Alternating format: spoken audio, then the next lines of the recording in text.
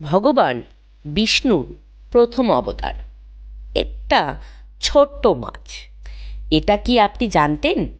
কেন ঈশ্বর এমন ক্ষুদ্র রূপ নিলেন, আর সেই অবতার কিভাবে মানব সভ্যতাকে ধ্বংসের হাত থেকে বাঁচালো? আজ জানব মৎস্য অবতারের সেই অজানা কথা। পুরাণ অনুযায়ী একদিন রাজা মনু নদীতে স্নান করতে গিয়েছিলেন। হঠাৎ একটি ছোট্ট মাছ তার হাতে এসে আশ্রয় চাইলেন। রাজা দয়াবশত মাছটিকে রক্ষা করলেন, কিন্তু প্রতিদিন মাছটি অস্বাভাবিকভাবে বড় হতে থাকে। নদী, পুকুর, এমনকি সমুদ্রেও সে আর ধরে না।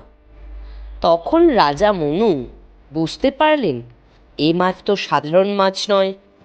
ঠিক তখন মাছটি নিজের আসল রূপ প্রকাশ করবে। তিনি ছিলেন ভগবান বিষ্ণুর মৎস্য অবতার। তিনি মনুকে সতর্ক করে বললেন, এক ভয়ঙ্কর মহাপ্লাবন আসছে, সব কিছু ধ্বংস হয়ে যাবে। তাই একটি বিশাল নৌকা তৈরি করতে বললেন। সেই নৌকায় রাখতে হবে ঋষি, বেদ, পশু পাখি আর মানব সভ্যতার বীজ। মহাপ্লাবনের দিনে পৃথিবী সম্পূর্ণ জলমগ্ন হয়ে যায়, চারদিক শুধু ধ্বংস। ঠিক তখন মৎস্য অবতার তার নিজের শৃঙ্গ দিয়ে নৌকাটিকে পথ দেখায়।